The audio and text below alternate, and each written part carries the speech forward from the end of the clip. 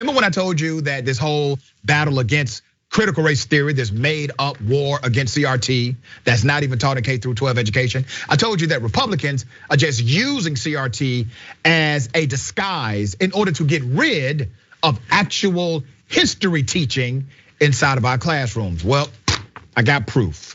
Tennessee group, because of a new Tennessee law, a Tennessee group has filed anti-critical race theory complaints targeting Dr. Martin Luther King Jr.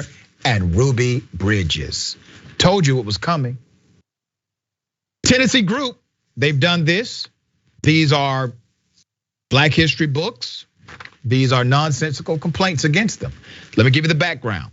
A group of conservative parents in Tennessee, they have filed the state's first complaint under the new anti-CRT law, which it passed in May. Predictably, the books targeted by the complaint are not books on critical race theory. They are books based around regular Black history, the civil rights movement era stories of Martin Luther King Jr. and Ruby Bridges. According to Insider, the Williamson County branch of conservative parents, the group Moms for Liberty, filed an 11-page complaint claiming that the book Martin Luther King Jr. and the March on Washington was included in a number of books the group declared to be anti-American and anti-white, as well as guilty of promoted, and I quote, a slanted obsession with historical mistakes. That's what regular ass history is now, a slanted obsession with historical mistakes. But that means it's true. If it's historical, it's true. Okay. Fortunately, the Tennessee Department of Education, now here's the kicker, they said it will not investigate the claims, not for the reasons you think, okay? Unfortunately, the department did not decline the investigation because the complaint was racist and ridiculous.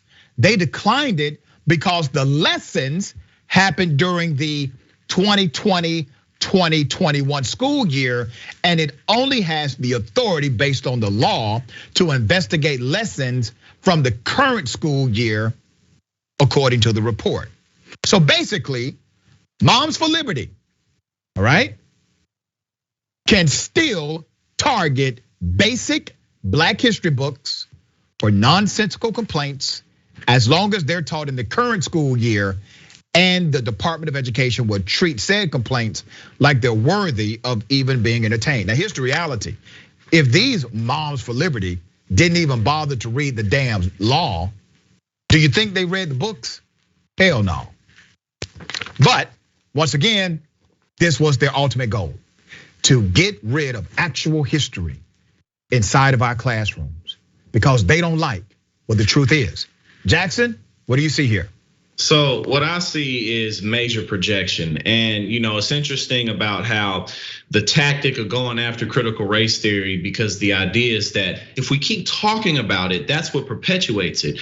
When in fact, it's the opposite. When you stop talking about it, that's what perpetuates the realities of institutional racism. Because when you don't discuss it and when you don't understand how America came to be where it is today, then things like the fact that police kill more African Americans than anyone else don't become an issue, they become the norm. The fact that African Americans have much less access to economic rights, that becomes because, well, we just don't work hard enough and we just need to take more responsibility. The crime rates, it's just because we're savages. The Latinos, the things that they go through, it's just because they're coming over here and Mexico only has their worst to sin.